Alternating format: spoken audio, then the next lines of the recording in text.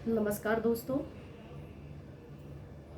आप सभी का हमारे इस मंच में बहुत बहुत स्वागत एवं अभिनंदन है।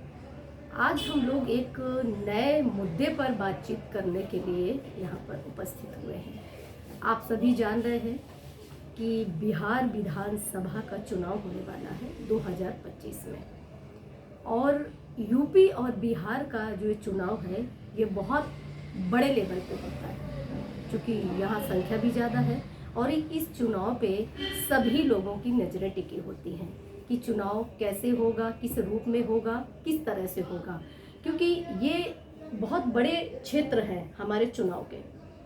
तो इसी विषय पे आज हम बात करने के लिए उपस्थित हुए हैं हमारे बीच में मिस्टर अमित जी, जो कि जेएनयू के रिसर्च स्कॉलर हैं। आप इनको जानते भी हैं कि हम लोग कुछ न कुछ नए नए विषय पर अपने मुद्दे लाते रहते हैं और बातचीत करते रहते हैं।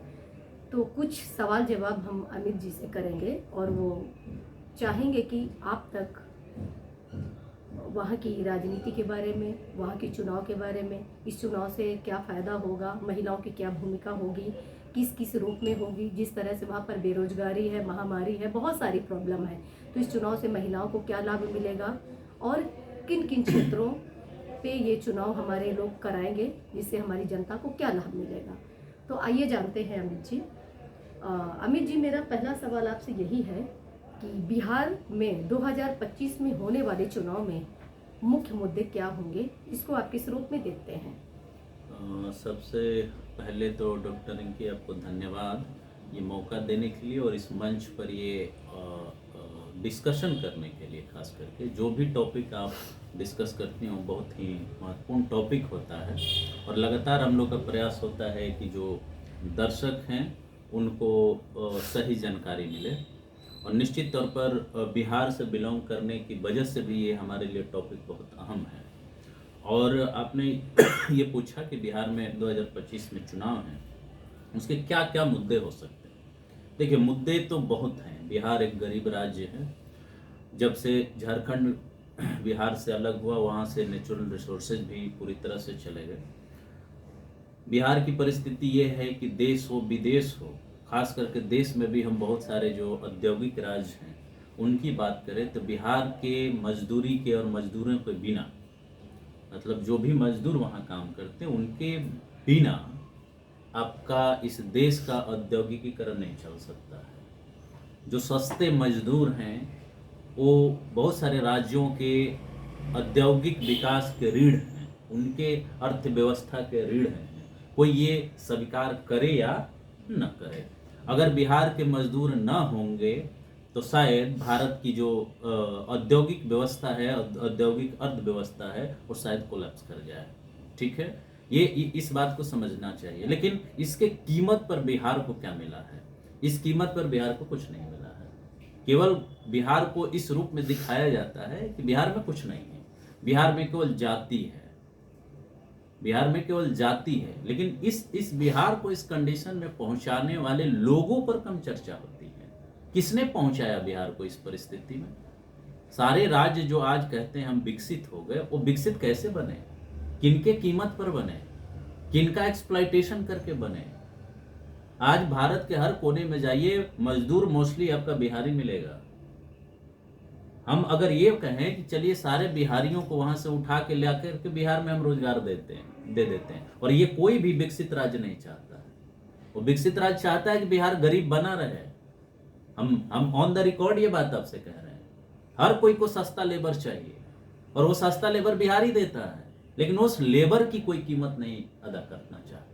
वो हमेशा वो गाली की तरफ लिया जाता है यूपी बिहार के मजदूरों को। लेकिन उन्हीं के बदौलत महाराष्ट्र बना है, उन्हीं के बदौलत सूरत बना है, उन्हीं के बदौलत दिल्ली बना है, उन्हीं के बदौलत चेन्नई बना है, उन्हीं के बदौलत कोलकाता बना है। अगर वो मजदूर ना हो तो शायद ये जो अर्बन सेंटर्स कहे जाते हैं वो ना हो। तो कहने का मतलब मेरा ये है कि रोजगार सबसे बड़ा मुद्दा रहने वाला है इस चुनाव में। लेकिन अब ये सवाल है कि रोजगार है, शिक्षा है, स्वास्थ्य है, इंफ्रास्ट्रक्चर है, नौकरियां हैं, शैक्षणिक संस्थान है, सुरक्षा है, लॉ एंड ऑर्डर है, वातावरण है, ये सारे मुद्दे हो सकते हैं। लेकिन इसमें रोजगार और शिक्षा सबसे बड़ा मुद्दा होने वाला है। और इन मुद्दों के साथ साथ उसमें सामाजिक न्याय कैसे सुनिश्चित हो, मतलब जितनी भी चीजें बिहार के पास है उसमें सामाजिक न्याय कैसे सुनिश्चित हो, ये बहुत बड़ा एक मुद्दा आएगा। क्योंकि जो वहाँ कास्ट सर्वे हुआ, उस कास्ट सर्वे में साफ साफ पता चला कि गरीबी और अमीरी ये न्यूट्रल चीजें नहीं हैं। गरीबी और अमीरी इस बात से तय होता है कि आप किस जाति और बिरादरी में पैदा हुए हैं। नहीं तो ऐसा नहीं होता कि वहां के रिसोर्सेज पे कब्जा करने वाले में सबसे ज्यादा अपर कास्ट होते हैं और सबसे गरीब जो हैं वो या तो आदिवासी हैं, नहीं तो दलित हैं, और नहीं तो ईबीसी हैं, नहीं तो ओबीसी हैं। ऐसा क्यों है फिर? ये सवाल उठाया वहां के कास्ट सर्वे ने, और ये सवाल हर जगह गूंजेगा। कहां कहां गूंजेगा? राजनीतिक पार्टियों के संगठन में कितना प्रतिनिधित्व है, ये भी सवाल उठेगा। सरकार के संसाधनों में इन जातीय समूहों का क्या प्रतिनिधित्व है, यह भी सवाल उठेगा। टिकट बंटवारा में जो है किस तरह से आप प्रतिनिधित्व दे रहे हैं, यह भी सवाल उठेगा। लेकिन इन सारे सवालों के बावजूद रोजगार और शिक्षा का मुद्दा सबसे बड़ा मुद्दा है, और इसको केवल कुछ पार्टियां नीतीश कुमार को गाली देती हैं। जबकि सच्चाई यह है कि 1947 से लेकर के अभी तक जितने भी लोग सत्ता में रहे हैं, उन्होंने रोजगार और शिक्षा को प्रायोरिटी पर नहीं रखा। और सबसे बड़ा बात मैं ये कहूंगा, ये सबसे बड़ी मुद्दा है, और मुद्दा है इस रूप में कि अगर आप रोजगार पैदा करना चाहते हैं तो बिहार में रोजगार कैसे पैदा होगा, शिक्षा वहां कैसे अच्छी मिलेगी, इसके प्रति किसी भी राजनीतिक पार्टी के पास कोई विजन नहीं है। निश्चित तौर पर इस बार के बिहार के बजट में जो 25-26 का बजट आया है, शिक्षा पर सबसे अधिक खर्च करने की बात की गई, लेकिन शिक्षा का क्वालिटी बहुत बद से बदतर है। सरकारी स्कूलों की हालत खराब है, टीचर्स खूब अपॉइंट हो रहे हैं, लेकिन इंफ्रास्ट्रक्चर पूरी तरह से गायब है। प्राइवेट सेक्टर को वहां बढ़ावा दिया जा रहा है और सरकारी स्कूल की हालत माली बनी हुई है। क्वालिटी ऑफ एजुकेशन नहीं है, वहां पढ़ के बच्चे कोई जॉब नहीं प्राप्त कर सकते, और उसी को ग्राउंड बना के प्राइवेटाइजेशन हो रहा है। तो हमारे कहने का मतलब ये है कि इसका क्या विजन है लोगों के पास? किसी भी पार्टी के पास इसका कोई विजन नहीं। एक दूसरे को गाली देता है, दूसरे को दूसरा गाली देता है। और जबकि सच्चाई ये है कि 1947 से लेकर के अभी तक जो भी सत्ता में रहा, इन सवालों को एड्रेस नहीं किया, इन सवालों को एड्रेस नहीं किया। और वो आज के चीफ मिनिस्टर पर उसका जिम्मेवारी देकर के उससे बचना चाहता, उसका नाम भी नहीं लेता हो। तो किसी के पास कोई विजन नहीं है, लेकिन मुद्दे बहुत हैं, मुद्दे बहुत सारे हैं, और उसका सीरियस डिस्कशन कुछ नहीं है। आप एक दूसरे को गाली दीजिए और उसी में बिहार का चुनाव लड़ लीजिए। कोई सीरियस मतलब इस पर डिस्कशन नहीं, कोई विजन नहीं है, कोई डॉक्यूमेंट नहीं है जिस पर वो लोग कह सकें कि हमारा ये विजन है आने वाले 50 सालों का। 5 सालों का भी विजन किसी पॉलिटिकल पार्टी के लीडर से आप पूछिएगा ना, तो आपको नहीं बता सकता कि बिहार को कैसे कैसे किन स्टेज में आपको डेवलप करना है। एक होता है ना विजन कि हमको इस स्टेज में बिहार को यहां तक पहुंचाना है अगले 100 सालों में। उनके पास साल भर का भी विजन नहीं। तो डॉक्टर रिंकी, मैं ये कहूंगा कि चुनाव तो है, चुनाव में मुद्दे तो आपके सामने दिख रहे हैं कि भाई बिहार को विकसित करना है तो हमें रोजगार और शिक्षा अच्छा देना होगा, लेकिन उसका विजन कहाँ है? वो एकदम नदारद है। और ये बड़ा ही सीरियस, मतलब आप कह सकते हैं कि बहुत बड़ा चिंता का विषय है। आपने कहा कि सरकार चुनाव, रोजगार और शिक्षा के मुद्दे पर लड़ेगी, और महिलाओं की क्या भूमिका होगी इसमें, महिला कहाँ खड़ी होंगी। मेरा एक सवाल आपसे यहाँ पर यह है कि अगर स्वास्थ्य और शिक्षा व्यक्ति को ठीक से मिल जाए तो मुझे नहीं लगता है कि सरकार को रोजगार देने की जरूरत पड़ेगी। अगर वो शिक्षा हमें अच्छी दे दे तो रोजगार तो लोग खुद ही ढूंढ लेंगे, है ना। स्वास्थ्य अच्छा दे दे तो उसको जो दवाइयों के लिए मतलब देश में तो सब इतना ज़्यादा बीमारी फैली हुई है और इतनी महंगाई फैली हुई है, उसका कारण यही है कि लोग शिक्षित नहीं हैं। अगर शिक्षित होंगे तो अपने हेल्थ पर ध्यान देंगे, हेल्थ पर ध्यान देंगे तो बीमार नहीं होंगे, और अगर बीमार नहीं होंगे तो उनको दवाओं की जरूरत नहीं पड़ेगी, दवाओं की जरूरत नहीं पड़ेगी तो उनको डॉक्टर और अस्पताल की भी जरूरत नहीं पड़ेगी। तो सरकार हमारी इतनी बड़ी चूक जो कर रही है, उसको जहाँ ध्यान देना चाहिए उस मुद्दे पर वो ध्यान ही नहीं देता है। और वादे तो बड़े बड़े करता है कि हम शिक्षा पे, मकान पे, गरीबों के भरण पोषण के लिए हम कहते हैं कि तुम गरीबों को खाना मत दो, उनको शिक्षा दो। शिक्षा दोगे तो अपना पेट वो स्वयं भर लेंगे, है ना। शिक्षा ही एक वो धुरी है व्यक्ति को जिंदा रखने की, जिससे वो सारे अधिकार अपने जान सकता है। शिक्षित होना अपने आप में एक बहुत बड़ी चीज है। शिक्षा जिस व्यक्ति के पास है वो सब चीज से वो क्या रहता है, सब चीज की उसके पास जानकारी होती है कि हमको क्या करना चाहिए, क्या नहीं करना चाहिए। तो ये चुनाव जरूर आपका शिक्षा और स्वास्थ्य पे हो रहा है, पर मुझे नहीं लगता है कि ये 2025 का जो बिहार का चुनाव होगा शिक्षा स्वास्थ्य पे लड़कर के लोग उस पर काम करेंगे। आपको ऐसा कुछ लग रहा है क्या? देखिए, हमने ये नहीं कहा कि ये चुनाव उसी पर होगा, हम ये कह रहे हैं कि यही होना चाहिए। यही होना चाहिए। कहने का मतलब ये कि जो बिहार का चुनाव है, चाहे देश का चुनाव है, आप देखिए देश के भी चुनाव में जो असल मुद्दे होते हैं, जो आपने कहा शिक्षा, स्वास्थ्य, रोजगार, ठीक है, तो शिक्षा, स्वास्थ्य, रोजगार पर चुनाव होना चाहिए। हमने ये कहा, ये आइडियल केस है कि इसी पर होना चाहिए, न कि जाति पर, धर्म पर, क्षेत्रवाद पर, हिंदू मुसलमान पर, सिख ईसाई पर। लेकिन इस देश में हो क्या रहा है? हो यही रहा है। मतलब हम ये कहते हैं कि जो बेसिक रिक्वायरमेंट है उस पर राजनीति होनी चाहिए, उस पर चुनाव लड़ा जाना चाहिए ना, कि भाई शिक्षा अगर 70% पहुंचा है साक्षरता दर, तो वो 100 कैसे बने।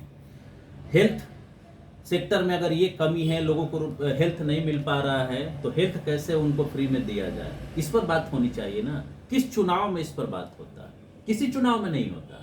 हम वही कह रहे हैं कि मुद्दे बहुत सारे हैं जिस पर बात होनी चाहिए, लेकिन उस पर बात हो ही नहीं रहा है। अगर कोई नेता आता है तो ये कहता है कि हम हिंदू धर्म के लिए ये कर रहे हैं, हम मुसलमानों के लिए ये कर रहे हैं, हम इस जाति के लिए ये कर रहे हैं। वो ये नहीं कहता कि भाई हम एजुकेशन फ्री कर देते हैं। एजुकेशन फ्री कैसे दिया जाए, हेल्थ फ्री कैसे दिया जाए, आप समझ रही हैं?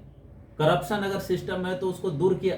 हम ये कह रहे हैं कि मुद्दा ये सब है जिस पर बात होना चाहिए, लेकिन इस मुद्दे पर वो बात ही नहीं करेगा। जैसे आपने कहा डॉक्टर साहब कि शिक्षा अगर अच्छा मिल जाए, लेकिन शिक्षा को लोग बात ही नहीं करेंगे ना। और सबसे बड़ी बात शिक्षा को वही लोग जो सत्ता में हैं वो व्यवसाय बना रहे हैं।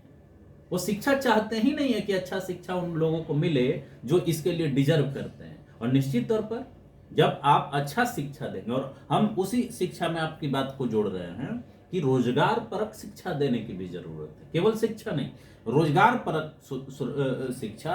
दूसरी बात कि देखिए, जब हम रोजगार की बात करते हैं, केवल हम सरकारी नौकरी की बात नहीं कर रहे हैं। रोजगार का मतलब ये बहुत ब्रॉड टर्म है।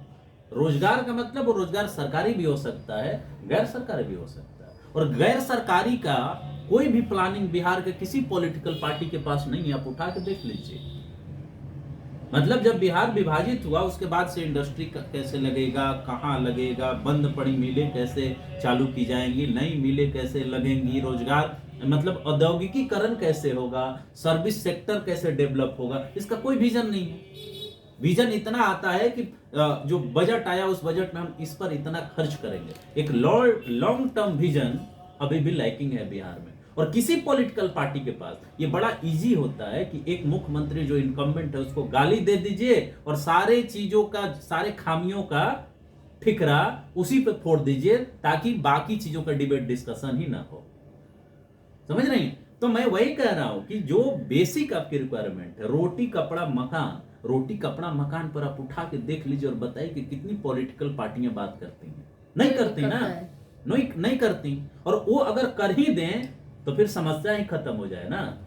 उसका सबसे बड़ा सवाल ये है कि वो इसलिए नहीं करते हैं कि उनको लगता है कि अगर सब शिक्षित हो जाए, सबको रोजगार मिल जाएगा, तो उनकी चापलूसी कौन करेगा। उतने तो बेवकूफ़ समाज में बने रहने चाहिए ना कि उनके घर में खाना बनाए, उनके घर के कपड़े धुले, उनकी गाड़ियां पोछे, उनके आगे पीछे नाचते रहें। जो शिक्षित हो जाएगा वो व्यक्ति कभी ऐसा नहीं करेगा। तो वो चाहते भी है ना कि इतना बना रहे। विदेशों में क्या होता है, वहाँ आदमी सेल्फ मेड है, उनके यहाँ कोई खाना नहीं बनाने आता है, क्योंकि हर व्यक्ति शिक्षित है, अपने अधिकारों के बारे में सब जान रहा है। तो ये हमारे भारत की कोई नई बात नहीं है। वो चाहते हैं कि इतने मूर्ख और निपट लोग यहाँ बने रहें ताकि उनकी गुलामी और उनकी चापलूसी करते रहें। यही नहीं, हम उसी में जो पहला हमने आपके सवाल का जवाब दिया था कि हर राज्य जो विकसित है, औद्योगिक है, वो चाहता है कि बिहार गरीब बना रहे। वो किसी भाग्य और भगवान की वजह से गरीब नहीं है बिहार, उसको बनाए रखा गया है।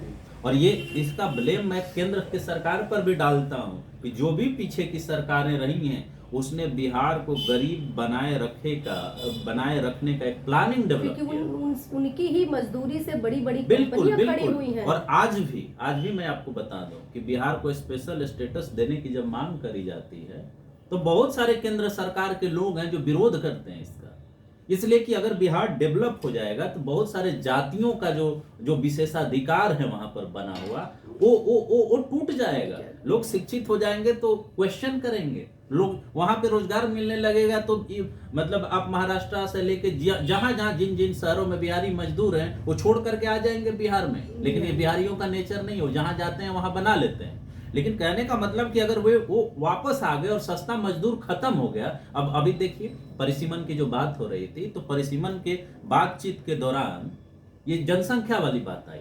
तो जनसंख्या वाले बात में एक साउथ के चीफ मिनिस्टर उन्होंने कहा कि नहीं, हम चाहते हैं कि यूपी बिहार की जनसंख्या और बढ़ती रहे। हाँ, क्यों बढ़ती रहे? उनको मुफ्त का हाँ, मजदूर मुफ्त का रहेगा। मजदूर मिलता रहे। तो कहने का मतलब मेरा ये है कि बहुत सारे इस देश में राज्य हैं, राजनीतिज्ञ हैं जो चाहते हैं कि बिहार यूपी हमेशा गरीब बना रहे। वो गरीब बना रहेगा तो उनको सस्ता मजदूर मिलता रहेगा। बिल्कुल। आप कोविड के दौरान देखिए ना, कोविड के दौरान बिहार यूपी से ईस्टर्न यूपी से लोगों को ट्रक में और बसों में भर करके पंजाब और हरियाणा ले जाया जाता था ताकि वहां का जो किसान है और जो किसानी है वो चल सके। अगर वो नहीं रहे तो उनकी पूरी इकोनॉमिक सिस्टम कोलैप्स कर जाएगी। बिल्कुल बिल्कुल। तो और वही चीज बिहार के पॉलिटिशियन और वहां का जो एलिट है वो चाहता है कि बिहार कभी भी अमीर ना बने, बिहार में शिक्षा अच्छा ना हो जाए। क्योंकि शिक्षा अगर अच्छा हो जाएगा ना तो उनके बेटा बेटी जो दिल्ली में पढ़ते हैं उनकी बराबरी वो करने लगेंगे और फिर कंपटीशन से उठा के फेंक देंगे। हम लोग क्यों दिल्ली में पढ़ना है? क्योंकि वहां पे हमको नहीं शिक्षा मिली। अगर हमको वहीं शिक्षा मिलती और जेएनयू जैसा संस्थान होता, पटना यूनिवर्सिटी को अब जेएनयू बना देते, तो हम क्यों आते जेएनयू में भाई? अगर बिहारियों को वहीं पे तुम सब चीज दे दो तो क्यों आएगा वो दिल्ली में और बनारस में और चाहे कहीं भी? क्यों, मगध यूनिवर्सिटी आपके यहाँ थी तो उसको तो पूरा इन लोगों ने वो कर दिया। मगध यूनिवर्सिटी तो है, लेकिन मगध यूनिवर्सिटी का डिग्री आपका ग्रेजुएशन 8 साल में मिलता है कि 10 साल में मिलता है, इसका कोई गारंटी नहीं है। क्यों पढ़ना चाहेंगे हम? नहीं तो उसको जेएनयू लोगों ने क्यों नहीं बनाया? क्योंकि वो तो हमारे देश की सबसे पुरानी वही यूनिवर्सिटी। कह रहे हैं ना कि वो नहीं चाहते बनाना ना। अगर वो बना देंगे तो गरीब परिवार के बच्चे जो है ना जेएनयू जैसे बच्चे पैदा करने लगेंगे। और ऐसे बच्चे पैदा करेंगे तो वो जो एलिट एक क्लास है बिहार में, जो कुलीन वर्ग है, उनके बेटा बेटी जो बाहर पढ़ रहे हैं तो उनकी बराबरी करके आगे निकल जाएगा। और जैसे ही आगे निकलेगा ना तो उनकी जो ये सत्ता है वो सत्ता ध्वस्त हो जाएगी। वो कभी नहीं चाहते कि वो सत्ता ध्वस्त। मुफ्त का नौकर भी तो नहीं मिलेगा नहीं उनके घर मिलेगा, में काम नहीं करने के मिलेगा। लिए। तो इसीलिए कोई भी पॉलिटिकल पार्टी, अभी देखिए कांग्रेस पार्टी का एक कैंपेन चल रहा था बिहार में, रोजगार दो और माइग्रेशन रोको। वहां पे नए नए जो पॉलिटिकल पार्टी लॉन्च हो रहे हैं। शिवदीप लांडे एक हुआ करते हैं आईपीएस ऑफिसर, उन्होंने पार्टी लॉन्च किया है, ठीक है, हिंद सेना। पीके ने वो किया है। ये सब बाहर पढ़ा लिखा है, एक भी वहां पढ़ा लिखा नहीं है। पढ़ा भी लिखा होगा तो थोड़ा बहुत वहां पढ़ाई लिखाई होगी। और जब राजनीति करनी है तो बिहार में जाकर के ये राजनीति करनी है। क्योंकि प्लेटफॉर्म भी तो चाहिए ना। प्लेटफॉर्म चाहिए। हमारे कहने का मतलब कि भाई तुमको इतना ही होता तो वहां रह के पढ़ते ना, रह के पढ़ते, फिर वहां की राजनीति करते, वहां की बदलाव करते। हम ये नहीं कह रहे हैं कि आपने बाहर पढ़ाई लिखाई की, ये गलत है। वहां पर रह के अपने बच्चों को पढ़ाइए, वहां पर रह करके उस समस्या को देखिए और तब वहां की राजनीति करिए, वहां बदलाव करिए। ये होना चाहिए, तब वहां की समस्या आप समझ पाएंगे। एक सवाल और मेरे दिमाग में आ रहा है कि एक लंबे समय से आपके नीतीश जी बिहार की सत्ता पे काबिज हैं, तो जनता हमारी, जब अभी तक कभी कोई बदलाव ही नहीं हुआ, तो जनता हमारे उनको किन मुद्दों पे सत्ता पे बैठा के रखी? क्या ऐसा था कि नीतीश को वो हमेशा पूरी सीटों पे जिताते रहे और बिहार में कोई बदलाव नहीं हुआ? इसके पीछे का क्या कारण हो सकता है? देखिए, 2-3 चीजें हैं कि नीतीश कुमार आज भी सत्ता में हैं और काफ़ी लंबे समय से सत्ता में, 2005 से लगभग वही सत्ता में। एक दो इंस्टांसेस को छोड़ दीजिए जिसमें जीतन राम मांझी को उन्होंने बनाया था, उसके पीछे तो 2-3 कारण हैं। और बिहार एक ऐसी भूमि है जहाँ पर आप जानती हैं कि बहुत सारे वहाँ पर मतलब विचार पैदा होते रहे, वो विचारों की भूमि कही जाती है। ठीक है, वो गरीब है, वो अपनी जगह है, एक अलग वो कहानी है, लेकिन वो विचारों की भूमि हमेशा रही है। और दूसरी बात ये रही है कि वहाँ पे आप वहाँ की राजनीति को अगर आप समझना चाहते हैं तो वहाँ के जो कास्ट ग्रुप और कम्युनिटी ग्रुप हैं उसको आप भुला नहीं सकते। कौन रहा है सत्ता में, कैसे रहा है, किसकी कितनी संख्या है, और उसमें भी कौन पॉलिटिकल पार्टी किस इक्वेशन से काम कर रही है। जैसे आप देखिए कि 1990 से पहले लगातार कांग्रेसियों की मोस्टली सरकार रही, उस बीच में कर्पूरी ठाकुर जी भी बने चीफ मिनिस्टर, दारोगा प्रसाद राय भी बने, भोला पासवान शास्त्री, ये सब बने। ठीक है, 90 में सरकार में बदलाव होता है और ये फेज था मंडल का, मंडल वर्सेस कमंडल, और लालू जी सत्ता में आते हैं। और ये शायद पहली बार था जो इस मजबूती के साथ कोई पिछड़ा चीफ मिनिस्टर बना था। और ये वो ग्रुप है बिहार में जिसकी सबसे बड़ी जनसंख्या है यादव। अब उनकी जो सत्ता आई तो उनके सत्ता में 2-3 टेन्योर जो उनका रहा तो बैकवर्ड के नाम पे केवल यादवों का भला हुआ, और उसमें उनको सपोर्ट करने वाले सबसे बड़े व्यक्ति अगर कोई थे बैकग्राउंड से तो वो थे नीतीश कुमार। और उनकी वजह से कुशवाहा और कुर्मियों का उनको सपोर्ट मिला, जिस वो लगातार सत्ता में बने रहे। ये बैक से उनको सपोर्ट करते रहे कि सामाजिक न्याय के नाम पर। ठीक है कि अभी तक कांग्रेस में केवल अपर कास्ट का शासन रहा है, लेकिन अब पिछड़ों का शासन होना चाहिए। लेकिन उस पिछड़ों के शासन में गलती ये लालू जी ने किया कि केवल मतलब हम ये नहीं कह रहे कि केवल यादव, अब केवल आप इतने भर के दिखाने के लिए कुछ उसमें कुशवाहा कुर्मी बाकी को शामिल कर लीजिए, लेकिन पूरे 100 में 80 यादव को आप वो कर लीजिए हर चीजों में, तो वो तो यही कहा जाएगा ना। और यहीं से डिफरेंस हुआ नीतीश कुमार में और लालू जी में। उन्होंने कहा कि आपने सामाजिक न्याय के नाम पर केवल यादवीकरण कर दिया, और यहां से वो समता पार्टी बनाते हैं। समता पार्टी अब नया नैरेटिव देना वो करती है, भाजपा से उनका संबंध बनता है, अरुण जेटली का जो नहीं है उनसे बहुत अच्छा संबंध था नीतीश जी का, और 2005 में सत्ता बदल जाती है।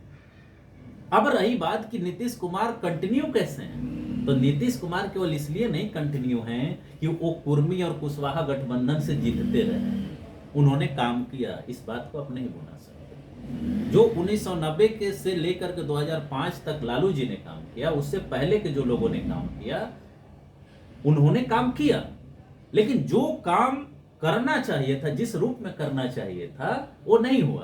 कहने का मतलब कि अगर किसी को सत्ता जनता देती है तो किसी ग्राउंड पर ही दे रही है ना, कुछ काम उन्होंने करके दिखाया है तभी दे रही है ना। आप रोड इंफ्रास्ट्रक्चर जाके उठा करके देख लीजिए। 2005 से पहले जो गुंडा राज चलता था बिहार में, जिसको हम विपक्षी पार्टियां लालू जी के जो विपक्ष में वो जंगल राज जो कहते हैं, हम लोग वो देखे हैं दौर। 5 बजे के बाद घर से हमको निकलना मना था। चोरी चमारी से लेकर रोड इंफ्रास्ट्रक्चर से लेकर जातीय संघर्ष से लेकर के हमारा परिवार उसको झेला है। लेकिन 2005 के बाद लॉ एंड ऑर्डर में जो बदलाव हुआ वो तो नीतीश कुमार को ही क्रेडिट जाता है ना। क्राइम तो वैसे दिल्ली से ज्यादा कहीं नहीं है, मुंबई से ज्यादा कहीं नहीं है, बिहार और यूपी तो बदनाम है केवल। लेकिन जहाँ पे इतना क्राइम हो रहा हो और अगर वहाँ सुधार हो रहा है धीरे धीरे, वही मैं बात कर रहा हूँ। महिलाएं निकलने लगी, शिक्षा व्यवस्था में भी मान लीजिए कि बहुत सारे पैरामीटर पर आप नीतीश कुमार को गाली दे सकती हैं, क्रिटिसाइज कर सकती हैं, लेकिन महिलाओं को के लिए जो उन्होंने किया, जो जीविका दीदियां हैं, आज महिला सबसे बड़ी उनके वोटर ग्रुप है। आपको पता होना चाहिए। वो इसलिए नहीं है कि वो अंधभक्त हैं, वो इसलिए है कि उस कंस्टिट्यूएंसी को उन्होंने क्रिएट किया, उनको हेल्प करके। कैसे? उनके लिए पॉलिसी उन्होंने बनाया, उनके लिए बजट एलोकेट किया, साइकिल योजना जो है, लाडली योजना और ये सब योजना जो उन्होंने, उसने शिक्षा के क्षेत्र में क्रांति कर दिया है। ये सारे काम, रोड इंफ्रास्ट्रक्चर आप उठा के देख लीजिए। आपको अगर पटना जाना हो तो हमारे घर से पहले वो 8 घंटा में भी आप नहीं पहुंचते थे, आज 1.5 घंटा में हमारे घर से पटना पहुंच सकते हैं। तो बहुत सारे मुद्दे पर वो नहीं है, लेकिन कहने का मतलब कि एग्रीकल्चर के फील्ड में आप उठा के देख लीजिए ना, बिहार पहला राज्य है जो एग्रीकल्चरल बजट लाया अलग से। ये किसका देना है? नीतीश कुमार का। तो कहने का मतलब हम ये कह रहे हैं कि चुनावी जो जोड़ तोड़ है वो अपनी जगह है, लेकिन उस व्यक्ति के पास वो विजन था। और आज हमारी चिंता इस बात की है कि उनके बाद कौन है।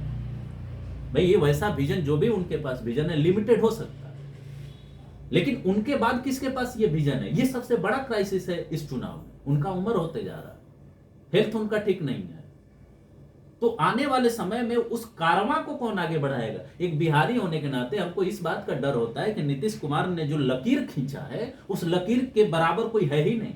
आज बिहार के पॉलिटिक्स में आप उठा के देखिएगा तो नीतीश कुमार का बराबरी करने वाला कोई नहीं है, चाहे वो विजन के रूप में है, डेवलपमेंट। भले उन्होंने कम किया, कुछ एरिया अभी भी बाकी है, औद्योगिकीकरण बाकी है, शिक्षा, स्वास्थ्य, ये सब बाकी है, लेकिन कहने का मतलब ये है कि जो बंदा उसने किया, जितना किया, उससे अधिक सोच रखने वाला ही ना उसको आगे बढ़ाएगा। और वैसा या उससे अधिक रखने वाला सोच कोई है क्या?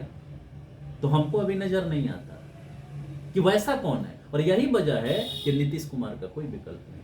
आज भी आप विधानसभा में उनकी पार्टी तीसरे नंबर की पार्टी है, लेकिन चीफ मिनिस्टर नीतीश कुमार हैं। ये इसलिए क्योंकि उनके सामने उनके बराबर खड़ा होने वाला कोई नेता ही अभी नहीं है, और इसी वजह से जनता उनको मैंडेट देती है। इसी वजह से उनका कोई विकल्प ही नहीं है अभी। ये वजह है। सही कह रहे हैं आप कि अभी उनकी तरह कोई बिहार में इतना बड़ा नेता नहीं है जो विकल्प के नीतीश कुमार के अलावा किसी और के बारे में सोचा जाए।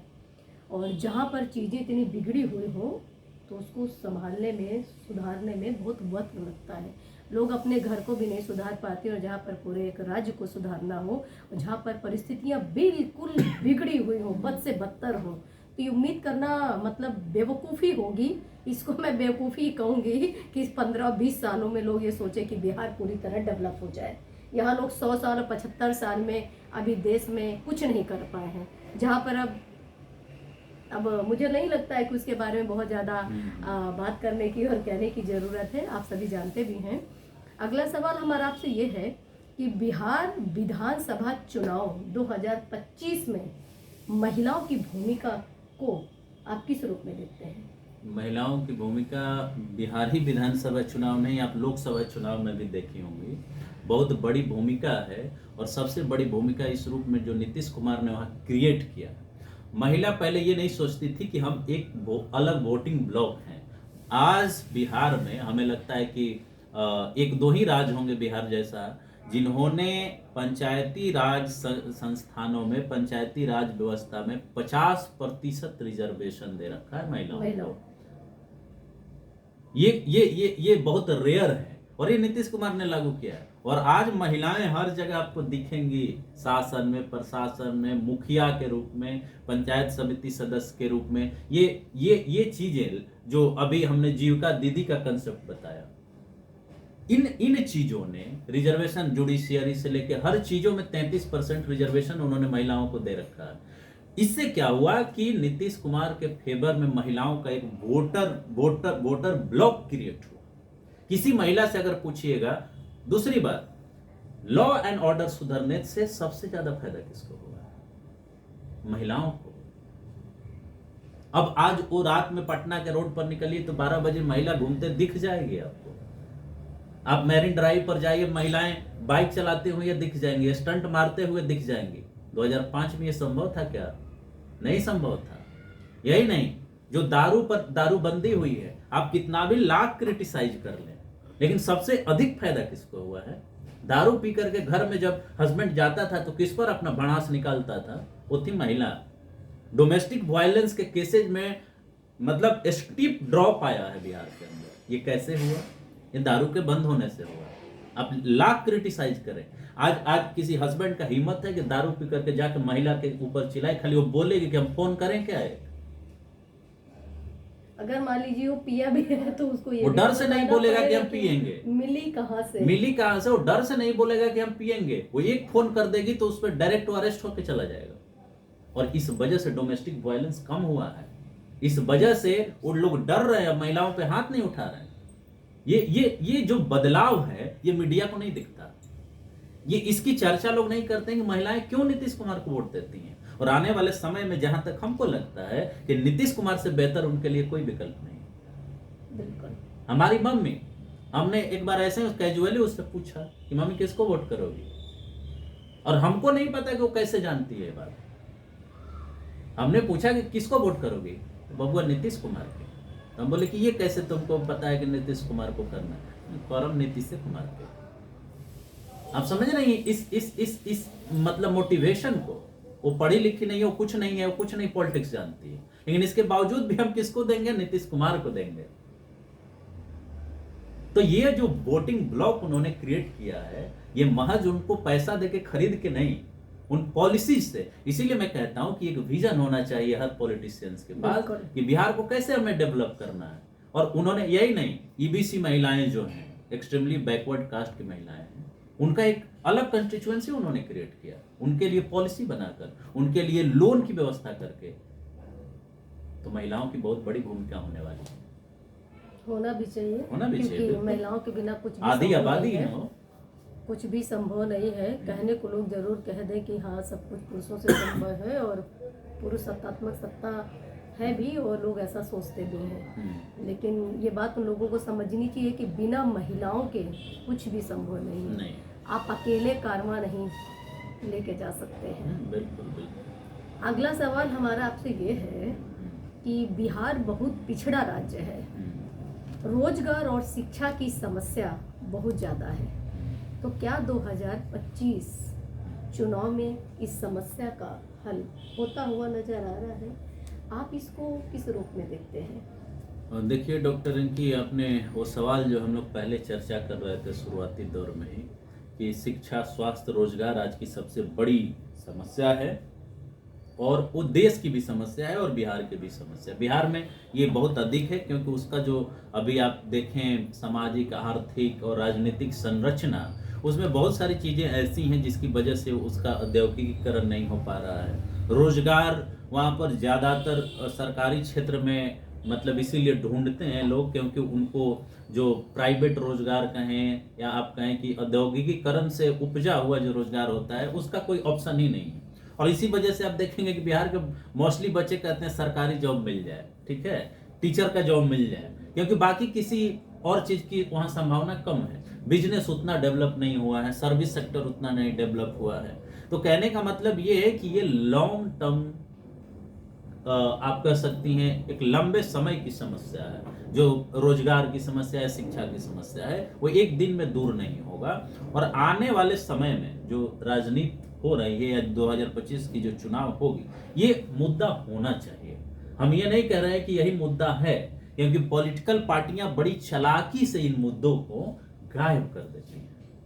अब वहां की सरकार जैसे, तो उस सरकार से जब आप बात करिएगा तो केवल इतना बोलेगी कि हमने शिक्षा के लिए इतना प्रावधान किया है, वो ये नहीं बताएगी कि आने वाले समय में हमें इसका निदान कैसे निकालेंगे, आने वाले 50 साल में इसका हम निदान कैसे निकालेंगे। इसका कोई विजन डॉक्यूमेंट किसी पॉलिटिकल पार्टी के पास नहीं है। तो हमको ये लगता है हमारे हिसाब की यही मुद्दा होना चाहिए, रोजगार और शिक्षा का मुद्दा सर्वोपरि मुद्दा होना चाहिए। लेकिन यह मुद्दा कितना बनाया जाएगा, क्योंकि जो सत्ता में होता है वो सवाल उठने से बचता है, वो कभी नहीं चाहेगा कि ये मुद्दा बने। वो हिंदू मुसलमान का मुद्दा बना देगा, वो एक जाति का दूसरे खिलाफ का मुद्दा बना देगा, उसी में उलझी रहे और अपने अधिकारों को वो समझ ही नहीं पाए। तो ये कहना बड़ा मुश्किल है कि ये कितना निदान होगा, लेकिन इस बात की उम्मीद हमें करनी चाहिए। और हम कहेंगे भी, जो पॉलिटिकल पार्टीज हैं, जो वोटर्स हैं, कि अगर रोजगार और शिक्षा का मुद्दा नहीं बनता है तो आप अपने बातों को कहें। आप कैंडिडेट से पूछें, आप चीफ मिनिस्टर का कैंडिडेट जो कह रहा है उससे पूछें कि आप क्या करेंगे आने वाले समय में शिक्षा और रोजगार के लिए। तो लॉन्ग टर्म में अगर हम कहें तो किसी के पास ये विजन नहीं दिख रहा है। आपस में एक दूसरे को गाली देकर के केवल वोटर को बहकाने का काम अभी चल रहा है। लेकिन मुद्दा यही शिक्षा, स्वास्थ्य और रोजगार ही होना चाहिए, जो बेसिक जरूरत है वही होना चाहिए। तो जनता भी हमारी अशिक्षित है, तो वो भी तो भटक जाती है, उसे भी नहीं पता होता है। नहीं, केवल अशिक्षित होना डॉक्टर रिंकी कारण नहीं है। कारण ये है आपके यहाँ जाति भी है, जाति हर राज्य की विशेषता। केवल बिहार बदनाम है कि वहीं केवल जाति है, ठीक है, जाति पूरे देश में। तो जाति है, वर्ग है, ऊंच नीच है, शिक्षा है, स्वास्थ्य है, गरीबी है, तो इतनी चीजें हैं उलझाने के लिए आपको, जिस पर पॉलिटिशियंस बड़े आसानी से आपको उलझा देते हैं। जैसे ही आप कहिएगा कि नहीं देखिए हमको जाति इंपॉर्टेंट नहीं देखता, हमको रोजगार चाहिए, तो जानते हो तुम इस जाति को इसीलिए तो रोजगार नहीं मिल रहा। तो आपको बड़ा इजीली, जैसे ही आप कहेंगे कि नहीं हमारे स्वास्थ्य और शिक्षा का मुद्दा है, तो नहीं ना हिंदू मुसलमान का मुद्दा सबसे ज्यादा इंपॉर्टेंट है। लोग कहते भी हैं कि हिंदू, यहाँ हिंदू मुस्लिम आप लोग जाति जाति में बटे हुए हैं और लोग हिंदू मुस्लिम की बात कर रहे हैं। तो आप जाति को छोड़ करके सिर्फ एक उसकी धर्म की बात करें, तो वहां पे क्या हुआ, आपका जो भौतिक जरूरत है और वो जो मुद्दे हैं वो तो गायब हो गया ना, हो जाएंगे। तो आपके उस आइडेंटिटी को लाया जाएगा जो आइडेंटिटी आपके लिए इंपॉर्टेंट नहीं, उससे आपको जीना मरना नहीं तय हो रहा, लेकिन जीने मरने के सवाल को कैसे हटा करके आपके वैसे सवाल को ला देना है जिससे आपको कोई फायदा नहीं होगा। ये बड़े सातिर दिमाग से पॉलिटिशियंस लोग ये सोचने लगते हैं कि जब हम जीवित रहेंगे तभी तो हम कुछ कर पाएंगे, तो सबसे पहले तो हमको अपने धर्म के लिए लड़ाई लड़नी चाहिए ना। नहीं तो सोचते यही तो गलत सोच है ना, कि धर्म की लड़ाई लड़ने से आपके बेटे शिक्षित नहीं हो जाएंगे। और सबसे बड़ा चीज मैं ऑन द रिकॉर्ड आपको स्टेटमेंट दे रहा हूं, जितने भी इस देश के पॉलिटिशियंस हैं उनमें से उठा करके अब बताइए कि उनके बेटा बेटी कितने धर्म की लड़ाई लड़ रहे हैं।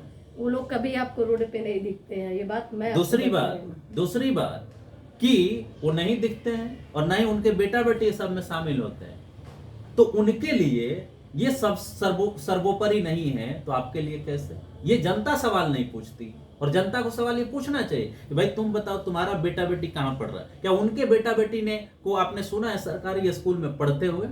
नहीं, वो विदेशों में पढ़ते हैं, वो विदेशों में पढ़ते हैं। और इसी वजह से मैं बार बार बोलता हूं, ऑन द रिकॉर्ड आपसे बोल रहा हूं, वो नहीं चाहते कि सरकारी स्कूलों का कंडीशन ठीक हो, क्योंकि जैसे ही ठीक होगा ना तो बराबरी करने लगेंगे, और इनके बेटा बेटी का जो ये प्रिविलेज है दिल्ली में पढ़ना, लंदन में पढ़ना, वो प्रिविलेज खत्म हो जाएगा। तो एक मिनट मैं उस बात को पूरा कर लूं, तो हर कोई जानता है, हर व्यक्ति जानता है कि धर्म और अध्यात्म उसकी बात तब आती है जब आपका पेट भरा रहे।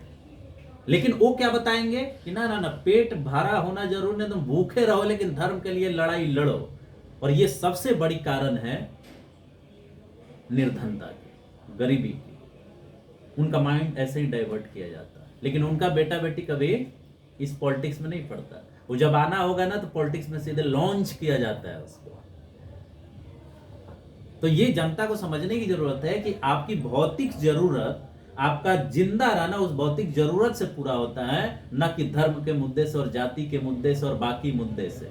लेकिन पॉलिटिशियन बड़ा ही चालाक होता है। वो चालाक एक क्लासी है, एक वर्गीय है, जो आपको और हमको बुद्धू समझता है, और वो जानता है कि समाज में कैसी विभाजनकारी बातें हैं, विभाजनकारी चीजें हैं, उसको कैसे हमें बोलना है। जैसे आपके पास है, अच्छा आप ये जाति के हैं, जानते हैं आप ही के साथ तो सबसे बड़ा अन्याय हो रहा है, उस भावना को पकड़ता है। और आप उसकी हाँ में हाँ मिलाते हैं तो वो जानता है कि इस बात से पीड़ित है, तो वो आपकी तरह बात करेगा। उसी का फायदा जब आपकी तरह बात करेगा तो आपको लगेगा कि ये मेरे हित की बात कर रहा है, और आप उसके फेवर में पूरी तरह चले जाते हैं। वो असल में अपने हित में केवल काम कर रहा होता है। तो आने वाले समय में जो चुनाव है उसमें मुद्दा निश्चित तौर पर यही होना चाहिए। एक छात्र रिसर्चर होने के नाते, एक बिहारी होने के नाते हमको ये लगता है कि शिक्षा, स्वास्थ्य और रोजगार सबसे टॉप का एजेंडा होना चाहिए मैनिफेस्टो में पॉलिटिकल पार्टीज के। लेकिन ये होगा कि नहीं,